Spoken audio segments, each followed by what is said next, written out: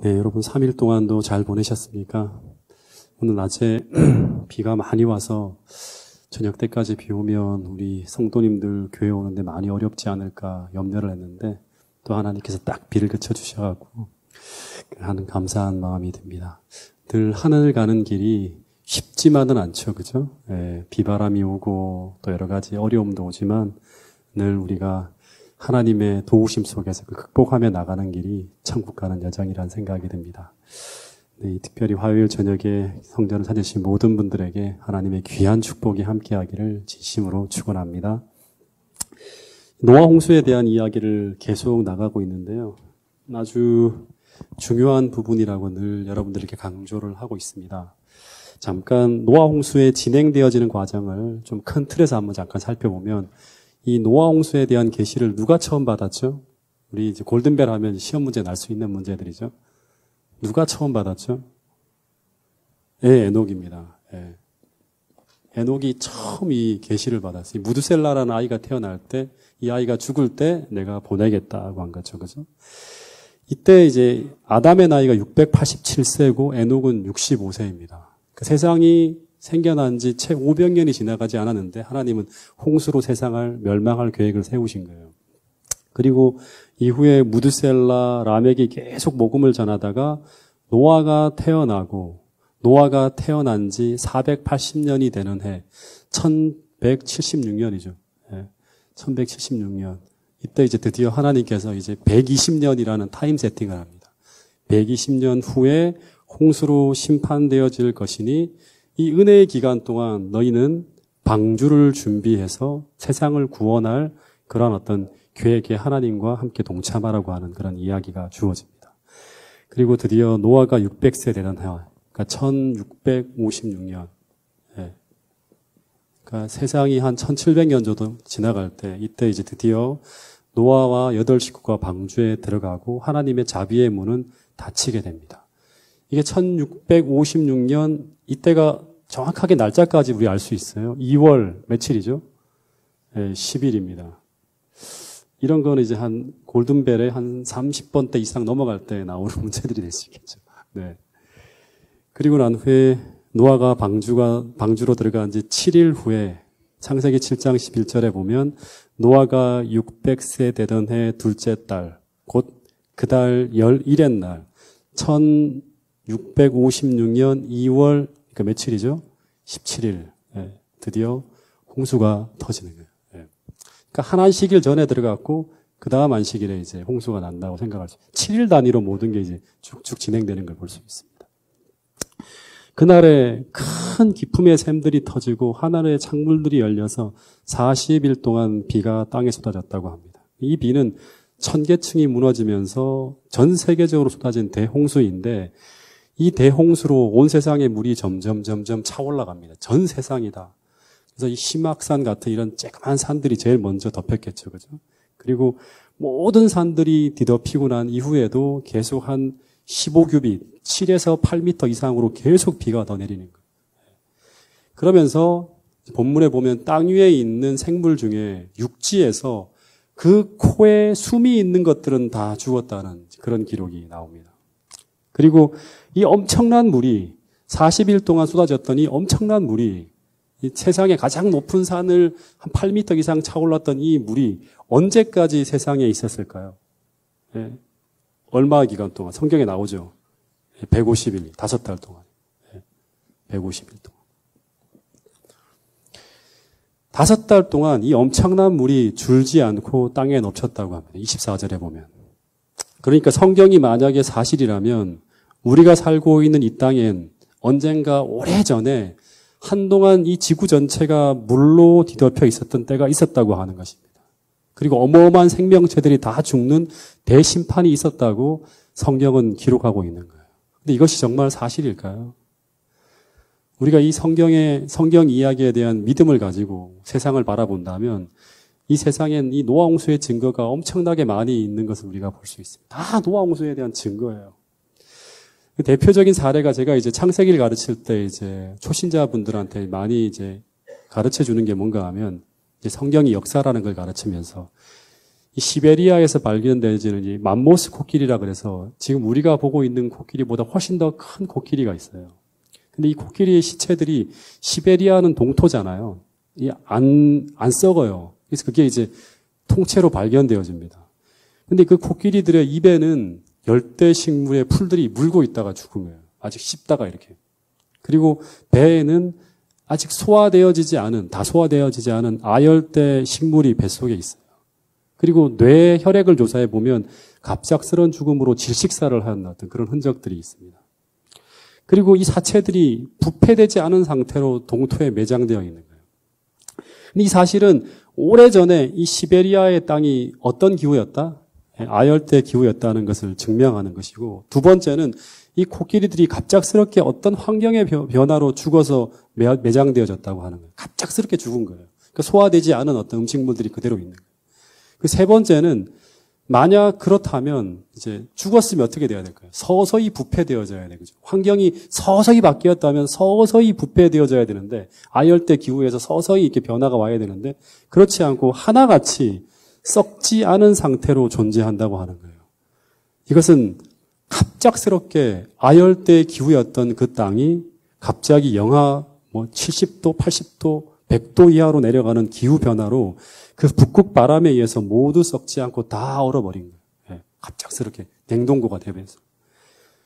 근데 이 맘모스의 자체들이 학자들마다 차이가 있는데 대략 그 시베리아에서 알래스카까지 수십만 마리에서 수백만 마리가 500만 마리까지 이제 묻혀 있다고 이야기하는 학자들이 있습니다. 그러니까 북극 일대와 이 일대 전체에 다 매장되어 있는 거예요. 근데 이것이 모두 다 뭘 증거하는가 하면 노아 홍수를 증거하는 다 증거물들이에요. 전부 다. 예. 여러분, 제가 태백에 있을 때 선생님들이 학교 숙제로 화석을 주워오라는 숙제가 있었어요. 그래서 제가 이렇게 뒷산에 보면, 제가 황지중앙초등학교를 나왔는데 그 옆에 산에 보면, 산에 올라가면 조개 화석, 그 다음에 물고기 화석 이런 것들을 심상치 않게 제가 주울 수가 있어요. 그걸 가지고 학교의 수업에 제출할 정도로 그렇게 흔해 빠진 거예요. 해발 700m 그 산 꼭대기에 언젠가 과거에 뭐였다, 그게 전부 다 바다였다고 하는 거예요. 예, 물고기, 조개 이런 화석들이 다 나오는 거예요. 여러분, 지구 전체가 다 바다에 뒤덮인 과거의 역사적 팩트가 우리가 눈을 들려 조금만 보면 다 볼 수 있는 흔적들이에요. 여러분, 이 지구 전체를 이 바다가 차지하는 면적이 얼마인지 아세요, 혹시? 지구 전체의 면적 속에 바다가 차지하는 면적, 사람이 사는 면적이 육지가 얼마인지 아세요? 채 30%도 안 돼요. 예. 이 바다가 차지하는 면적이 70%래요. 70%. 이 지구 전체에서. 예. 그러니까 물로 덮인 바다라고 하는. 그 이유는 원래는 하늘에 있어야 될 물이 다 땅으로 내려와서 지금 온 세상을 다 뒤덮고 있는 거예요. 예. 원래는 산들이 이렇게 높지도 않고 바다도 저렇게 깊지 않았죠. 원래는 이 창세기 부조화 선지자에 보면 그런 이야기들이 나오죠. 저렇게 심연의 그런 어떤 대양 같은 바다는 옛날에 존재하지 않았어요. 다 호수 같은 이런 바다가 있었지. 예. 근데 하늘에 존재해야 되는 물을 가두어 두기 위해서 바다가 아래로 더 꺼지고, 그리고 산들이 더 높이 올라가게 되었다고 하는 것입니다. 그래서 원래는 높은 산맥이나 히말라야 같은 높은 산맥이나 깊은 협곡 같은 이런 모든 것들은 원래 태초의 세상에는 존재하지 않는 것들이었다고 하는 것입니다. 원래 하나님께서 이 지구를 창조하실 때는 사람이 생존이 불가능한 사막이나 빙하지대나 높은 산은 없었다고 하는 거예요. 이사야에서 보면 사람이 살기 위해 적합한 그러한 모습으로 원래 세상이 다 창조되어진 거예요. 안전하게 살 수 있는 곳으로. 이런 기록이 있습니다. 한때 그처럼 아름다웠던 산들은 파괴되고 불규칙하게 되었다. 울퉁불퉁한 바위와 부서진 돌덩이들이 그때 땅 표면에 흩어졌다. 여러 곳에서 언덕과 산들이 흔적도 없이 사라졌다. 그리고 평지였던 곳에 산맥이 생겼다. 옛날에는 다 평지였는데 산맥이 올라간 거예요. 어떤 곳은 다른 곳보다 이런 변화가 더 심하였다. 한때 세상에서 가장 많은 금은 보석이 있었던 곳에 가장 중한 저주의 흔적이 보였다. 그리고 사람이 살지 않았던 지방과 죄들이 아주 적었던 곳에는 저주가 가볍게 내렸다고 합니다. 그래서 에덴 동산 근처인 이 중동 지방과 아프리카 북쪽 지방, 이런 지방이 사람이 가장 많이 살았겠죠. 그렇죠? 가장 비옥한 그 곳이었고 거기서 다 4개 강이 에덴 동산에부터 발현해서 불이 흘러내려갔기 때문에 그 주변의 사람들이 가장 많이 살았어요. 에덴 동산을 그 이름과 지명을 가지고 이제 남대국 목사님 이런 분들이 이렇게 탐사를 했는데 그 중동 지방 그 근처가 에덴 동산 일대라고 이제 말씀을 하세요. 그러니까 그 근처에 사람들이 가장 많이 살았는데 그곳에 다 지금 어떻게 돼 있죠? 많은 곳들이 사하라 사막, 아프리카 북쪽 지방, 그죠? 그 중동 지방의 아라비아 사막, 이런 사막으로 다 변해버려져 있어요. 그 사막이 존재하는 이유는 이 본문의 말씀을 본다 그러면 그곳에 그토록 많은 사람들이 살았고 그리고 그 사람들이 온통 죄에 몰두하여 살면서 세운 온갖 죄악적인 도구들이 다 파괴되어져 버리면서 저주가 중하게 내렸다고 했잖아요. 사람이 살지 않는 곳으로 다 변해버린 거예요. 그리고 그 어마어마한 죄인들의 시체들과 동물의 사체들이 사람들이 많이 살았으니까 수십억의 사람들이 살고 있었으니까 그 사람들을 부조화자에 보면 하나님의 바람과 능력으로 모두 한 곳에 모아서 매장하면서 오늘날 그것이 무엇이 되었다고 엘렌 화이트는 얘기하는가 하면 석유가 되었다고 하는 것입니다. 그래서 아마 중동 지방에 그토록 많은 사막이 존재하고 그토록 많은 석유가 나오는 이유는 바로 이런 이유 때문이라고 우리가 생각할 수 있는 것입니다. 여러분 다시금 이야기하지만 지금 우리가 보고 있는 모든 것은 언젠가 지각 변동으로 대격변의 결과로 만들어진 불완전한 환경이라고 하는 것입니다. 원래 세상은 사막도 없었고 극지방도 없었고 거칠은 산과 협고 그리고 이렇게 거대한 바다가 존재하는 그런 세상이 아니었다고 하는 것입니다. 다시 말해서 지금 우리가 보고 있는 이 모습은 아직도 죄가 해결되지 않은 가운데 망가지고 부서진 어떻게 보면 임시 거처 같은 세상에서 잠시 후에 이 죄를 소멸하기 위해서 다시 말하면 또다시 불태워지기 전까지 우리가 잠시 존재 안에 살아가고 있다고 하는 사실을 우리 모두가 잊지 않게 되기를 간절히 바라겠습니다. 우리가 살아야 될 본향은 어딘가 하면 하늘나라예요. 우리가 살아야 될 영원히 살아야 될 곳은 하늘이에요. 그것을 바라보며 살아온 사람들이 누구인가 하면 재림 성도들이고 그리스도인이라고 하는 사실입니다. 어쨌든 이 7장 17절과 17절, 18절에 보면 두 번이나 이 방주가 떠올랐다 또는 떠다녔다는 기록이 등장하는데 이 말은 방주가 안전하게 물 위에 떠다녔다는 사실을 계속 강조하기 위해서 표현되어진 단어라고 합니다. 엄청난 재앙 속에서도 그분을 신뢰하고 순종하는 자들은 하나님의 능력으로 보존되어지고 있었다고 하는 이야기예요. 근데 지금 이들이 타고 있는 이 방주는 이들이 지금 방주를 타고 있죠. 그죠? 이 방주는 우리가 이 시점에 또 한번 생각해 봐야 되는데 하나님이 이제 노아홍수 당시에 엄청난 재앙 속에서도 이 대환란 속에서도 이 방주를 보존하셨다고 하는 거거든요. 근데 하나님이 이 방주를 직접 제작하셨나요? 그렇지 않고 노아에게 어떻게 했죠? 자세한 설교 도면을 주시면서 그것을 노아에게 직접 만들도록 지시하셨다고 하는 거예요. 다시 말해 하나님이 방주를 지어서 하늘에서 이제 뚝딱 내려서 이렇게 줄 수도 있었지만 하나님이 그렇게 하지 않으셨다고 하는 거예요. 구원의 방주는 이 마지막 대환란 때 사람이 살 수 있는 구원의 방주는 하나님이 주신 설계도대로 노아가 믿음으로 하나님께 능력을 구하면서 노아가 하나님과 협력해서 지어야 되는 것이 바로 뭔가 하면 이 방주라고 하는 거예요. 이것은 또한 마지막 시대에 우리의 구원을 위해 일하시는 하나님의 모습이라고 하는 사실이에요. 언제나 하나님은 항상 모든 성경을 보면 이 신성과 인성의 연합으로 당신의 일을 행하시는 것을 볼 수 있습니다. 그래서 구원은 하나님이 모두 해주시는 것은 맞지만 모든 것 다 하나님이 계획하고 하나님께서 만드신 계획 속에서 모든 것이 다 하나님의 은혜가 맞지만 그러나 언제나 하나님은 우리가 가지고 있는 재능과 힘과 지성을 동원해서 하나님 주신 거잖아요. 그죠? 동원해서 하나님의 뜻에 순종하고 헌신함으로 그 믿음을 통해서 하나님과 협력해야 될 부분이 반드시 있다고 하는 거예요.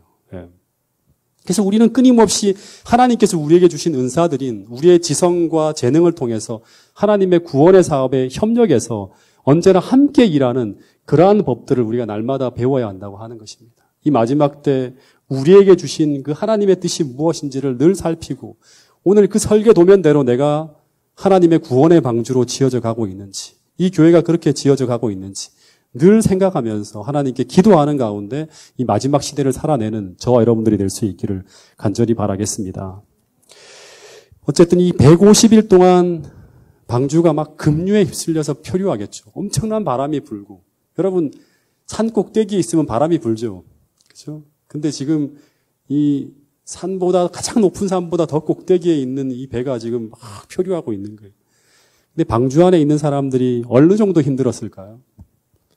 이 예언의 신을 보지 않는 그러한 분들의 주석을 보면 이 방주 안에서 아주 행복하게, 기쁘게 이렇게 살고 있다고 모르니까 그렇게 표현하는 글들이 참 많은데 우리는 예언의 신이 있습니다. 그 예언의 신의 기록에 보면 이 물이 가장 높은 산보다 15규빗, 한 7.5m에서 8m 정도 높이 올라서 5개월 동안 그 긴 기간 동안 엄청난 바람과 엄청난 조류에 막 떠다닐 때 방주가 심하게 흔들렸다고 하는. 여러분 배 타보셨죠? 배 타고 막 빠르게 막 이 배가 다닐 때 배멀미 심하게 하시는 분들 많죠. 예. 근데 그 정도 이상이에요. 부조와 선지자에 보면 노아의 방주는 바람과 물결을 따라 이리저리 계속 표류하며 떠다녔기 때문에 방주 안에 있는 노아의 가족들은 가끔 그들이 멸망당할 수밖에 없는 듯 느꼈을 정도로 힘들었다고 합니다. 이렇게 하다가 다시 말해 우리도 뭐잖아 죽을지도 모른다. 이런 생각을 할 정도로 노아 홍수는 방주 안에 있는 사람들에게도 무엇이었다? 큰 고통이었다고 하는 거죠. 이 마지막 때 우리가 대환란을 경험할 때 우리가 아무런 고통 없이 그 야곱의 환란을 지나가는 게 아니에요. 우리도 굉장히 힘든 하나님의 보호 안에 있지만 우리가 이 마지막 시대를 지나갈 때 우리도 같은 고통을 당한다고 하는 거예요. 힘든 시간들을 지나간다고 하는 거예요. 물론 하나님에 대한 믿음으로 우리의 마음은 그래도 확신을 가지고 살아가고 있겠죠. 이런 기록이 있습니다. 이게 이제 아마 마지막 시대 야곱의 환란을 겪어내는 우리들의 그 믿음의 사람들의 모습일지 모르겠습니다. 그것은 참으로 고통스러운 시련이었으나 그러나 노아는 하나님의 손이 키를 붙들고 계신다는 확신이 있었으므로 노아의 믿음은 흔들리지 않았다고 하는 거예요. 고통스러운 시련이었지만 하나님께서 이 모든 것을 주관하고 계시고 시작과 끝을 알고 계시기 때문에 노아는 흔들리지 않는 믿음을 가지고 그 방주 안에서 그 시간들을 견디어냈다고 하는 것입니다.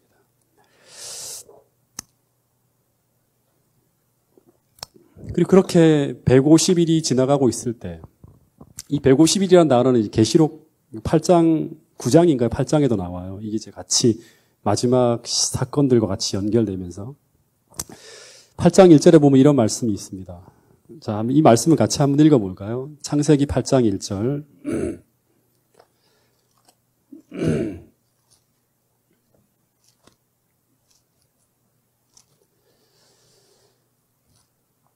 자, 시작. 하나님이 노아와 그와 함께 방주에 있는 모든 들짐승과 가축을 기억하사 하나님이 바람을 땅 위에 불게 하심에 물이 줄어들었고, 예. 여기 보면 이제 하나님이 노아와 그와 함께 있는 모든 들짐승과 가축을 어떻게 했다? 기억하사라는 말이 있는데, 이 기억하사라는 단어에 좀 밑줄을 그어주세요.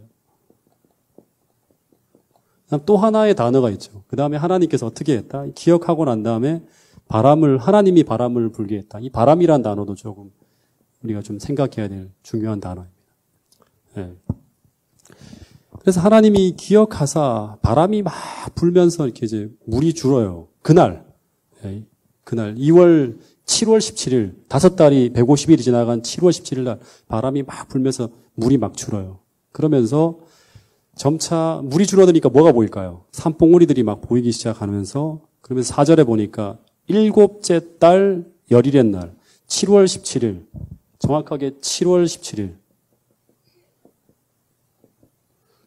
드디어 이 방주가 표류를 끝내고 아라랏산이라는 하고 하는 그곳에 머물게 되었다고 하는 거예요. 그래서 이 아라랏산 봉우리들이 드러나면서 방주가 표류하는 것을 멈추고 그 아라랏산의 호수와 같이 형성되어진 그 포구 안으로 쏙 들어간 거예요. 네. 그러니까 홍수가 시작된 때가 600세 되던 해 1656년 2월 17일 날 홍수가 시작되었다가 150일이 지나고 난 다음에 7월 17일 날 드디어 이제 정확하게 이 5달 동안 물이 뒤덮여 있던 이 물이 이제 줄은 거예요. 줄면서 산봉우리 속으로 표류가 끝나고 딱 들어가는 거예요. 근데 여기서 우리가 하나 생각해야 될 단어가 뭔가 하면 하나님께서 기억하사라는 단어와 두 번째 바람이 불었다고 하는 거예요. 하나님이 기억하사라고 하는 표현이 나오는데 이 단어의 원어적 의미는 이제 그 원어를 보면 이게 되게 많이 쓰이는 자카르라는 단어예요. 자카르. 어떤 단어, 어떤 표현에 보면 기념하다라는 단어도 나오는데 대체적으로는 깊이 생각하다고 하는 그런 단어예요. 깊이 생각하다. 그러니까 보통 제사를 드릴 때 그 희생의 동물의 모습을 통해서 그 의식의 의미를 깊이 생각하는 이제 그런 단어가 이제 자카르라는 단어예요. 하나님을 깊이 생각하는. 예. 이 자카르라는 단어는 그냥 어느 날 하나님께서 노아를 한 번 생각한 것이 아니라 하나님은 노아의 방주가 그냥 겉으로는 바다 위로 막 표류하는 듯이 보였지만 방주 안에 짐승들이 고통당하고 있을 때, 노아가 고통당하고 있을 때 하나님은 그 방주 안에 있는 노아를 기억하고 계셨다고 하는 거예요. 예.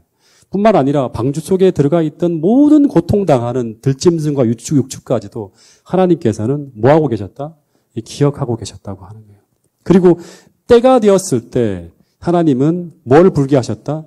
이 바람이 중요한 단어입니다.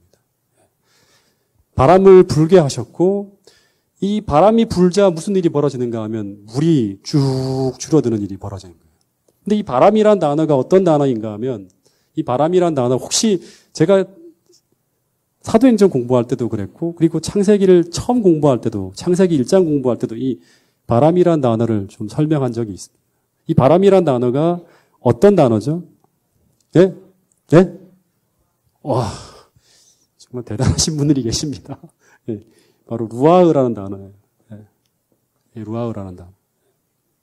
창세기 1장 2절에 하나님이 세상을 창조하실 때 역사하셨던 그 하나님의 신도 바로 이 루아흐라는 단어를 사용하고 있습니다. 노아 홍수는 어떻게 보면 이런 거예요. 제가 예전에 한번 말씀드린 적이 있는 것 같은데 하늘의 물들이 원래 하나님 말씀으로 위에 올라가 있었잖아요.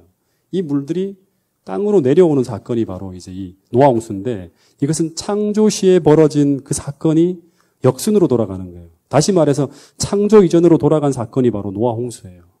창조 이전으로. 세상이 창조되기 전에 세상이 어떻게 있었죠? 혼란하고 혼동하고 흑암이 깊음 위에 있었던 것처럼 똑같이 세상이 지금 다 혼란 속에 빠져 있잖아요. 다 생명체가 다 사라지는 거예요. 창조 전에 생명체가 없었잖아요. 그 사건으로 돌아가는 게 바로 뭔가 하면 노아 홍수예요. 그래서 이것이 다시금 정돈되기 위해서 새롭게 세상을 열기 위해서는 무엇이 필요한가 하면 창조 시에 역사하셨던 그 성령께서 다시금 이 땅에 역사해야 되는 거예요. 그런데 하나님께서 창조 전에 아담을 기억하시면서 이제 이 창조의 계획을 세웠던 것처럼 지금 누구를 기억하고 있는 거예요? 아담과 똑같은 노아를 기억하고 계셨고 때가 되었을 때 성령 하나님께서 역사하시는 거예요. 이게 바람이 부는 거예요. 예. 근데 이 거대한 바람이 불 때 이 엄청난 물이 한번 상상해 보세요. 슉슉 하면서 그 거대한 물들이 어디로 온가 막 몰려가면서 물의 넓이가 쭉 줄어드는 거예요. 예. 하나님이 딱 타이밍을 떼서 딱 말씀하시니까 다시금 물이 물러가게 물을 줄어들게 하라는 말씀이 떨어지자마자 성령 하나님께서 쫙 역사하시면서 그 물이 거대한 능력으로 바람이 부는 것처럼 슉 하더니 물이 줄어드는 거예요. 노아가 아마 그걸 느꼈겠죠. 예. 근데 이 루아흐라는 단어가 또 한 번 사용된 적이 있어요. 구약에 보면. 어디죠? 출애굽기 14장 21절에도 나타나는데 바로 모세가 바다 위로 손을 쫙 내밀 때 여호와께서 큰 동풍이 밤새도록 바닷물을 물러가게 했다고 했잖아요. 노아 홍수 때 그 엄청난 물들을 쫙 물러가게 했던 그 동일한 성령의 역사가 출애굽기에도 동시에 출애굽기 14장에 동풍이 불어오자마자 그 거대한 바닷물을 물러가게 했던 그 물이 똑같이 이제 쫙 물을 갈라지게 하면서 바다가 마른 땅이 되었다고 할 때 이 동풍이라는 단어도 바로 뭔가 하면 루아흐라는 단어를 쓰고 있습니다. 이때도 하나님께서 이스라엘 백성들을 어떻게 하사? 기억하사 성령의 바람이 불게 하시자 재난이 끝나고 백성들이 살 길이 열리는 거예요. 백성들의 살 길. 하나님 백성들의 살 길이 열렸다고 하는 것입니다. 그래서 새로운 역사, 새로운 살 길이 열릴 때는 언제나 하나님께서 기억하시고 하나님의 큰 능력이 역사해야지만 바람이 불어야지만 그 길이 열린다고 하는 것입니다. 마찬가지로 이 파주중앙교회의 새로운 역사가 펼쳐지려면 똑같이 무엇이 있어야 되는가 하면 하나님께서 역사하시는 그 성령의 바람이 불어야 되는 거예요. 그렇게 하려면 어떻게 해야 돼요? 하나님께서 이 교회를 기억하셔야 되는 거예요. 네, 기억하셔야 된다고.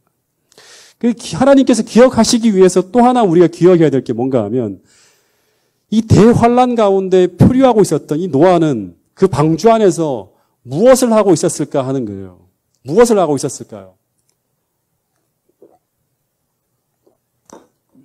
어떤 사람들은 상상력을 마구마구 동원해서 막 그 방주 안에서 짐승들과 더불어서 행복하게 뭘 하고 있었다 이런 이런 이야기도 하는데 그 다 제가 볼 때는 틀린 이야기 같고요. 당대 의인이요. 이 방주 안에 들어가기까지 최고의 믿음을 가지고 하나님과 동행하였던 믿음의 사람이었던 노아는 당연히 그 시련의 때 방주 안에 짐승들과 식구들을 구하기 위해서 무엇을 하고 있었을까요? 네, 기도하고 있는 거예요. 네. 기도하고 있었을 거예요. 여러분 민수기 10장 9절 10절 말씀을 한번 같이 보겠습니다. 민수기 10장 9절 10절 여기 보면 하나님께서 기억하신다고 하는 단어가 등장해요.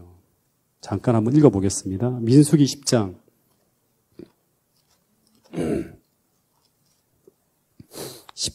9절 10절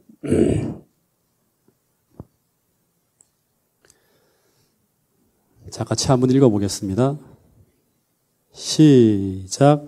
또 너희 땅에서 너희가 자기를 압박하는 대적을 치러 나갈 때에는 나팔을 크게 불지니 그리하면 너희 하나님 여호와가 너희를 뭐하고?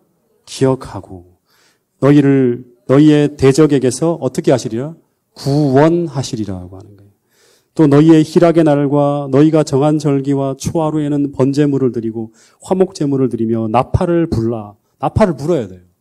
그러면 그로 말미암아 너희 하나님이 너희를 어떻게 하사? 기억하시리니 나는 너희 하나님 여호와니라 한단 말이에요. 그러니까 여기 보면 하나님은 당신의 백성들에게 어려움이나 우리가 반드시 싸워 이겨야 하는 큰 문제 앞에 직면하게 될 때, 다시 말하면 이 앞에는 애굽의 군대, 뒤에는 그 홍해라는 이런 어떤 엄청난 어떤 그런 문제 앞에 직면하지만 우리는 반드시 나가야 되는 거예요. 그럴 때마다 어떻게 알아? 나팔을 불라고 하는 거예요. 예. 그때마다 하나님은 당신의 백성들에게 나팔을 불라고 말씀하고 있어요. 이 나팔을 크게 분다는 의미는 어떤 의미일까요? 나팔을 분다는 의미가 어떤 의미죠? 큰 소리로 하나님 우리를 기억해 주세요라고 하는 거예요. 여기에 주의를 집중해 주세요 하면서 큰 소리로 하나님을 부르는 것을 상징하는 거예요. 그러면 그때마다 하나님은 우리를 어떻게 하사? 기억하시고 그 다음 우리를 우리의 대적에게서 구원하시겠다고 약속하고 있다고 하는 말씀입니다. 여러분 우리의 삶이 아무리 어려운 질곡에 빠져 있을지라도 아무리 대환란 속에 우리 삶이 들어가고 있다고 하더라도 하나님께서는 우리를 뭐하고 계신다? 기억하고 계신다고 하는 것입니다.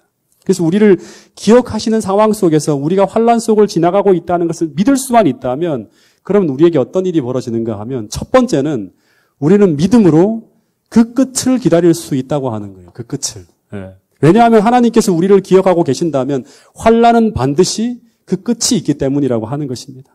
실제로 창세기 8장 3절에 보면 끝날 것 같지 않던 이 대환란이 물러가기 시작하는 거예요. 150일 후에 물이 땅에서 점점 물러갔다고 하는 그런 기록이 있는 것입니다. 여러분 5달 동안 방주 안에 있던 이 노아의 식구들은 이 홍수가 끝날 것 같지 않았을 거예요. 왜냐하면 하늘에 있던 그 많은 물들이 땅으로 내려왔는데 도대체 그 많은 물들이 어떻게 사라지게 될지 아무도 알 수가 없는 거예요. 그래서 이렇게 방주 안에서 표류하다가 멸망할 것 같은 생각이 든 거예요. 왜냐 그러면 양식은 떨어져 가고 있죠. 그 다음에 짐승 그 많은 먹이들 있잖아요. 코끼리 같은 경우는 얼마나 많이 먹겠어요, 음식을. 근데 이 양식이 떨어져 가고 있는 상황 속에서 초조할 거 아니에요. 그렇죠? 다 죽을지도 모른다. 왜냐 그러면 땅이 무트로 내려가야 되는데 이 물은 안 사라지는 거예요.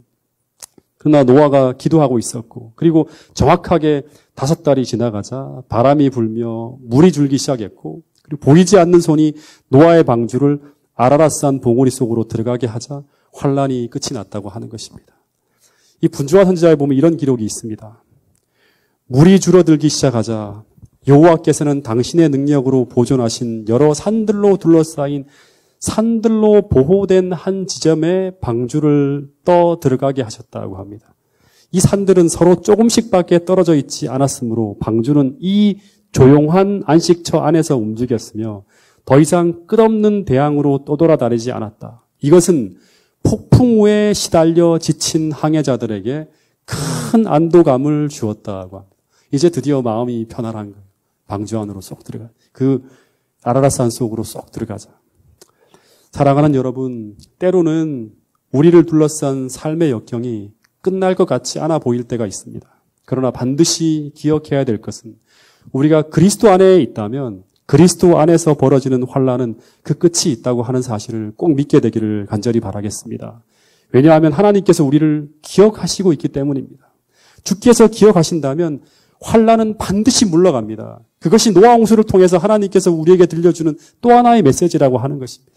그래서 우리는 계속 환난 날에 어떻게 해야 되는가 하면 부르짖으라고 하는 게 시편에 있는 선지자의 기록이라고 하는 거예요. 시편 50편 15절에 보면 환난 날에 나를 부르라. 내가 너를 건지리니 내가 나를 영화롭게 하리로다.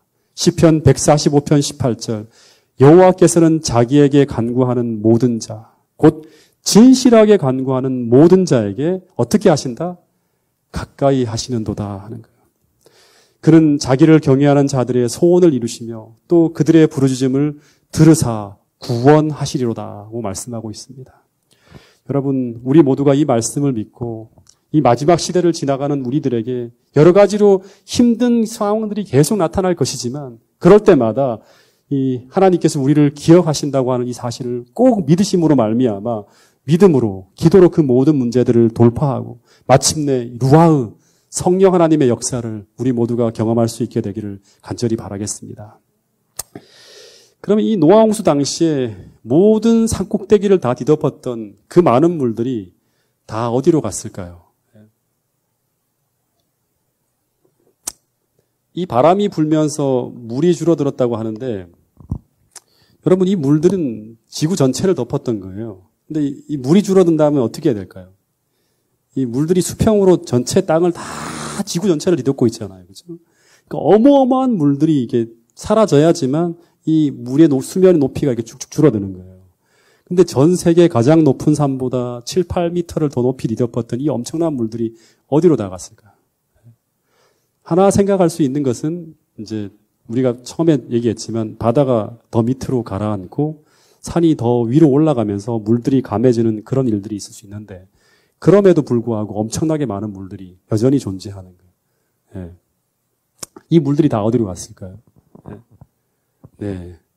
여기 바람이 불었다고 하는 것을 봐서는 어느 순간 슉 하면서 막 바람이 불자 거대한 물들이 어디론가 막 달려갔다고 하는데 그 이동해간 물들이 어디로 갔는지에 대한 기록이 성경에 나와 있을까요? 네. 나와 있습니다. 우리 욥기서 37장 9절에 10절 말씀을 같이 한번 보겠습니다. 욥기서 37장 9절부터 10절입니다.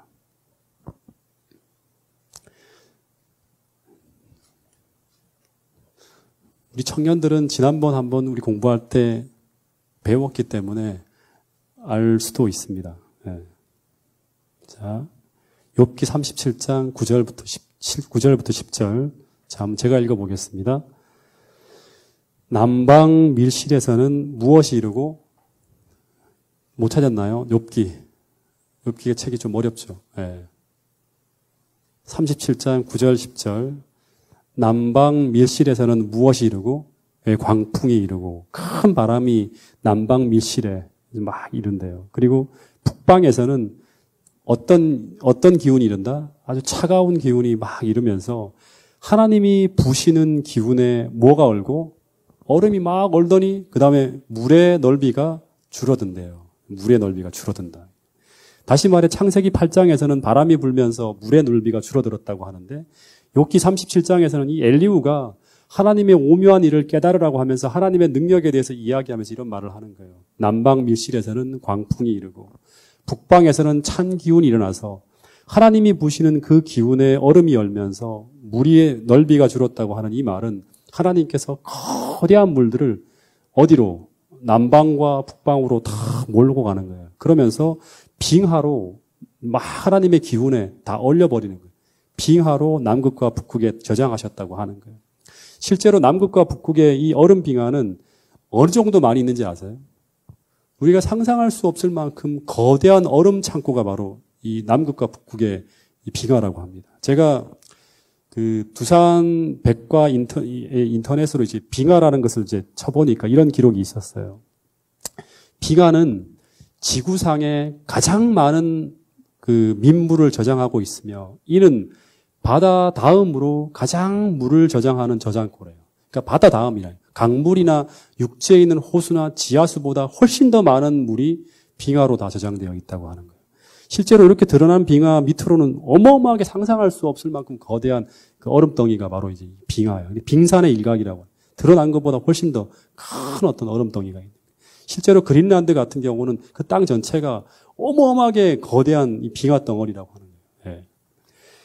그래서 이 빙하가 차지하는 면적은 지구 육지의 몇 프로인가 하면 10%래요. 그리고 이들 중 대부분은 남극 대륙과 그린란드의 넓은 빙상으로 이렇게 존재한다 그러는데 빙하가 저장하고 있는 담수는 전체 민물의 75%를 차지하고 있대요. 그러니까 바닷물 말고의 물의 75%가 빙하라고 하는 거예요. 그러니까 강이나 호수나 이런 것들을 피할 수가 없는 거예요. 빙하가 저장해 있는 담수는 전체 민물의 75%를 차지하고 있으며 이 지구의 빙하가 다 녹으면 해수면이 얼마나 높아질까요? 여기 두산백과에 나와 있는 기록에 의하면 얼마나 높아지는지 아세요? 이 만약에 이게 모든 것이 온실 효과로 말미암아 다 녹아버리면 얼마나 더 이 해수면이 올라갈까요? 다 녹아버렸다. 그러면 남극과 북극이다. 얼마나 더 높아질까요?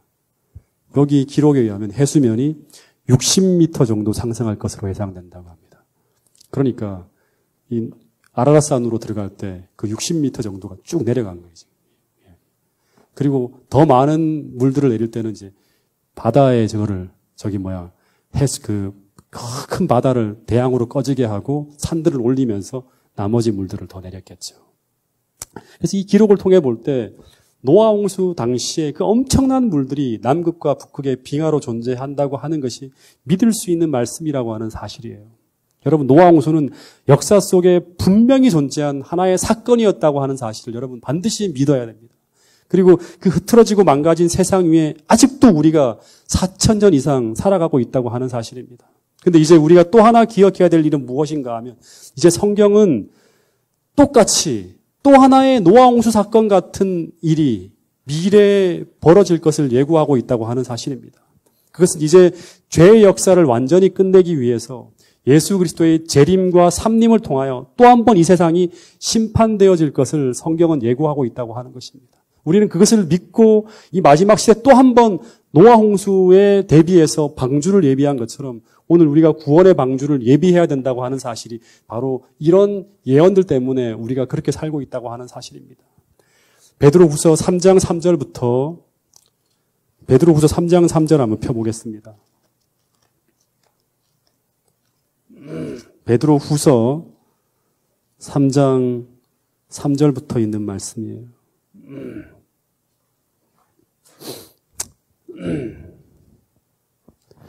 좀 긴 말씀인데 제가 읽어드리겠습니다.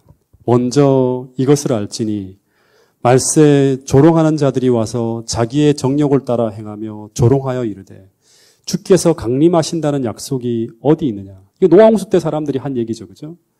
조상들이 잔으로부터 만물이 처음 창조될 때와 같이 그냥 있다 하니 한 번도 노아 홍수 내린 적이 없어 하고 당시 사람들이 전부 다 이런 얘기를 했어요. 그죠? 이는 하늘이 옛적부터 있는 것과 땅이 물에서 나와 물로 성립된 것도 하나님 말씀으로 된 것을 그들이 일부러 잊으려 함이로다. 이로 말미암아 그때 세상은 물의 넘침으로 말미암아 멸망하였으되 이제 하늘과 땅은 그 동일한 말씀으로 물로 세상을 심판했던 그 동일한 말씀으로요. 그 동일한 말씀으로 불사르기 위하여 보호하신 바 되어 경건하지 아니하는 사람들의 심판과 멸망의 날까지 보존하여 두신 것이라. 사랑하는 자들아, 주께서 하루가 천년같이 천년이 하루 같다는 이 한 가지 사실을 잊지 말라. 주의 약속은 어떤 이들의 더디다고 생각하는 것 같이 더딘 것이 아니라 오직 주께서는 너희를 대하여 오래 참으사 아무도 멸망하지 아니하고 다 회개하기에 이르기를 원하시니라. 그러나 주의 날이 도적같이 오리니 그날에는 하늘이 큰 소리로 떠나가고 물질이 뜨거운 불에 풀어지고 땅과 그 중에 있는 모든 일이 드러나리로다. 이 모든 것이 이렇게 풀어지리니 너희가 어떠한 사람이 되어야 마땅하냐.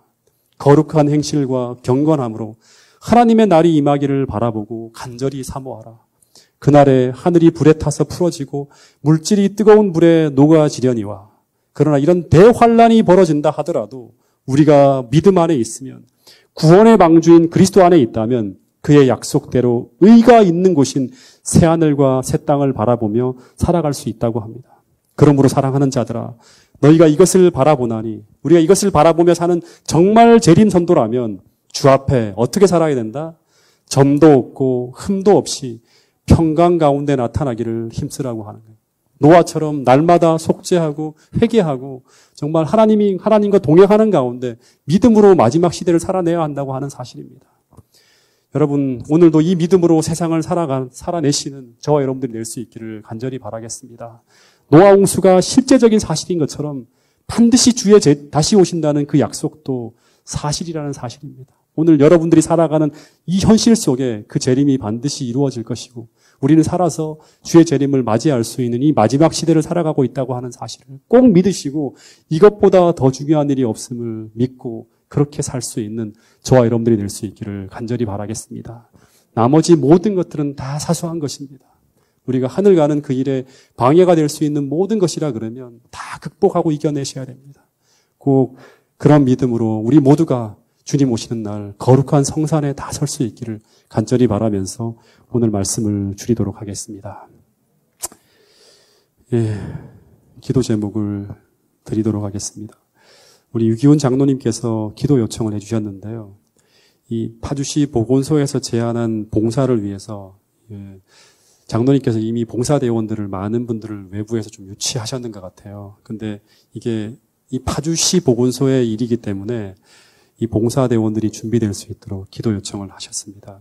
특별히 장로님께서 7월 21일 일요일 날 발마사지 강습을 직접 하신다고 합니다. 그래서 우리 이 일을 위해서 우리 함께 기도해 주시길 바라겠고요.